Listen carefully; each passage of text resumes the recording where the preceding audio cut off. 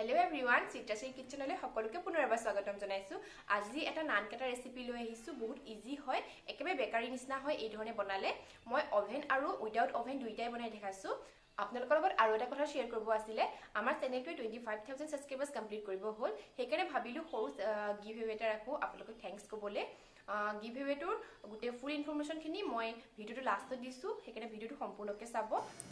এই ধৰণে নানকাটা বনালে ধৰিবই নোৱাৰি বেকাৰীত বনোৱা হয় নে ঘৰত বনোৱা হয়, বিৰাট টেস্টি হয়। ইয়াৰ কাৰণে 1 কাপ ময়দা লৈছো, গ্ৰামত জুখিলে 130 গ্ৰাম মান হ'ব। আধা কাপ গুড়ি চেনি লৈছো, মিক্সিত মাৰি গুড়ি কৰি লৈছো। আধা কাপ গৰু ঘিউ লৈছো, গৰু ঘিউখিনি অলপমান গলাই ল'ব আৰু চাহ খোৱা কাপেৰে জুখিলে 1 কাপ হ'ব। আৰু দুটা ইলাচি লৈছো, ইলাচি কিটা বাকলি গুচাই চেনি লগতে গুড়ি কৰি লৈছো।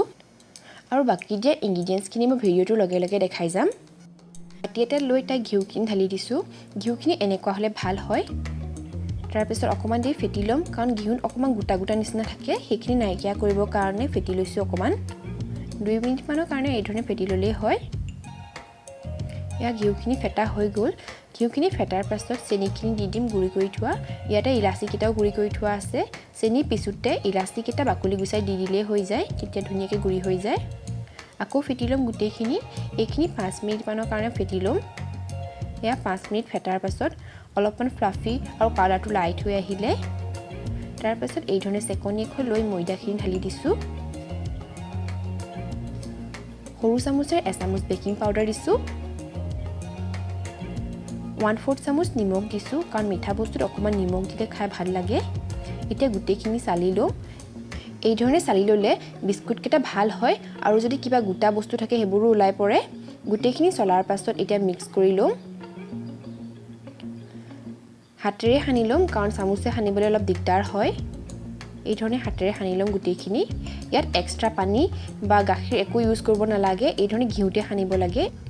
এয়া গুটেইখিনি সানি ললো, আৰু সনাৰ পাছত আধা ঘণ্টা কাৰণে ফ্ৰিজত থৈ দিছিলো, তেতিয়া বল কেটা বান্ধিবলৈ সহজ হয়, নহলে ঘিউবোৰ হাতত লাগি বল কেটা বান্ধিবলৈ কেতিয়াবা অকণ দিগদাৰ হয়। তাৰ পিছত এই ধৰণে বল কেটা বান্ধি লম।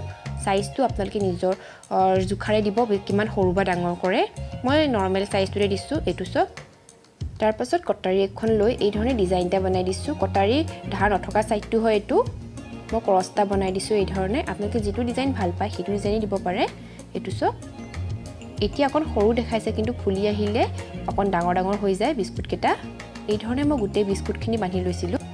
কেৰাহীত বেক কৰিবলৈ এনেকুৱা প্লেট এখন লৈছো ষ্টিলৰ, আৰু প্লেটখনৰ ওপৰত অকমান ঘিউ সানি লৈছো, তেতিয়া বিস্কুটখিনি লাগি নধৰে। বেছি নহয়, অকমান সানিব লাগে। আৰু বিস্কুট কেটা এই ধৰণে বহাই দিছো, অকমান গেপ ৰাখিছো যাতে ফুলিব পাৰে বিস্কুট কেটা। তাৰ পাছত ডিম এটা লৈ ভাঙি লৈছো, আৰু কুহুম পাৰ্টটো বেলেগ কৰি লম হোৱাইট পাৰ্টটো পা। এই প্ৰসেসটো টোটালি অপচনেল হয়। এই ধৰণে কৰিলে বিস্কুট কেটা দেখিবলৈ অকমান ভাল হয়, সেইকাৰণে কৰিছো। নকৰো বুলি কলেও হ'ব, টেষ্টত একো ডিফাৰেন্স নাহে, মাত্ৰ দেখিবলৈ ভাল হয়।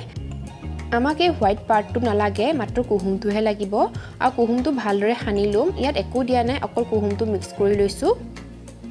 তাৰ পাছত বিস্কুট কেটা ওপৰত অকমানকে লগাই দিছো, তেতিয়া কালাৰটো ভাল আহে বিস্কুটৰ। এই ধৰণে গোটেই বিস্কুট কেটা ওপৰতে লগাই দিছো। কুহুম লগোৱাৰ পাছত ওপৰৰ পৰা অকমান তিল ছটিয়াই দিছো। মই বগা তিলটো ইউজ কৰিছো, কলা তিলটো দিব পাৰে, বা ইউজ নকৰিলে হ'ব। অকল বেকাৰী নিচিনা লুকটো আনিবলৈহে মই ওপৰৰ পৰা অকমান তিল এই ধৰণে ছটিয়াই দিছো। এইখিনি বেক কৰিবলৈ ৰেডি হৈ গ'ল। তাৰ পাছত কেৰাহী এখনত মই 1 কাপ মানৰ সমান নিমখ দিছো। নিমখখিনি কালাৰটো অকমান ডাৰ্ক হৈ গৈছে, কাৰণ মই আগতে কেইবাবাৰো ইউজ কৰিছো এইখিনি নিমখ। হেয়া তাৰ পাছত গেছটো মিডিয়াম কৰি 10 মিনিটৰ কাৰণে প্ৰিহিট কৰি লম, তেতিয়া কেৰাহীখনে এটা ওভেনৰ নিচিনা কাম কৰে। 10 মিনিট হৈ গ'ল। মই এনেকৈ ষ্টিলৰ ষ্টেণ্ডডাল পাতি দিছো। আপোনালোকে ষ্টিলৰ ষ্টেণ্ডৰ সলনি প্লেট এখন ল'ব পাৰে, আৰু বিস্কুট থোৱা প্লেটখন ইয়াত পাতি দিছো।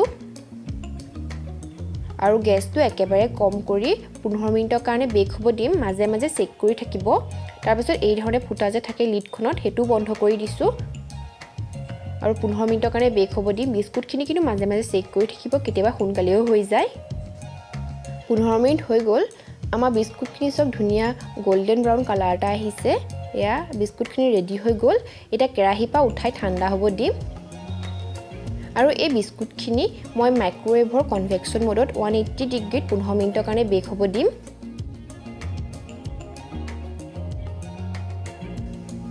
এয়া বেক কৰা বিস্কুটখিনিও খুব ধুনীয়া হৈছে অভেনত খুব ক্ৰিস্পি হৈছে এয়া সব খুব ধুনীয়া হৈছে বিস্কুটখিনি অলপমান ঠাণ্ডা হ'ব দিব লাগে তেতিয়া ধুনীয়া মচমচীয়া হৈ যায় প্ৰথমতে অকমান কোমল কোমল হৈ থাকে এয়া কেৰাহীত বনোৱা বিস্কুটখিনিও দেখাই দিছো এয়া সব হেখিনিও বৰ ধুনীয়া হৈছে হেখিনিও ভাঙি দেখাইছো এই ধৰণে বিস্কুট বনাই খালে ঘৰত বনোৱাই নে বেকাৰীত বনোৱা আপুনি ক'বই নোৱাৰিব বিৰাট টেষ্টি হয় ট্ৰাই কৰি চাবচোন ৰেচিপিটো এবাৰ গিভৱেটোৰ গিফ্ট কেইটা হৈছে মিল্টনৰ হটকেছৰ সেট এটা য'ত তিনিটা ডিফাৰেণ্ট সাইজৰ হটকেছ আছে সেকেন্ডটো হৈছে হেটাৰ সেট এটা য'ত 10খন হেটা আছে আৰু থাৰ্ডটো হৈছে ডেজাৰ্ট সাৰ্ভিং বাউল এটা গিভৱেত পাৰ্টিসিপেট কৰিবৰ কাৰণে আপোনালোকে মোৰ চেনেলটোক সাবস্ক্ৰাইব কৰিব লাগিব যদিহে কৰা নাই লগতে মোৰ ভিডিঅ'ছবোৰ শ্বেয়াৰ কৰিব লাগিব আজি ভিডিঅ'টোকে ধৰি নেক্সট সানডেলৈকে মই যিমান ভিডিঅ' দিম সকলোতে লাইক শ্বেয়াৰ আৰু কমেণ্ট কৰিব লগতে কমেণ্টত নিজৰ ইমেইল আইডিটো দি দিব তেতিয়াহে মই আপোনালোকৰ লগত কণ্টেক্ট কৰিব পাৰিম আশা কৰোঁ আপোনালোক সকলোৱে গিভৱেত পাৰ্টিসিপেট কৰিব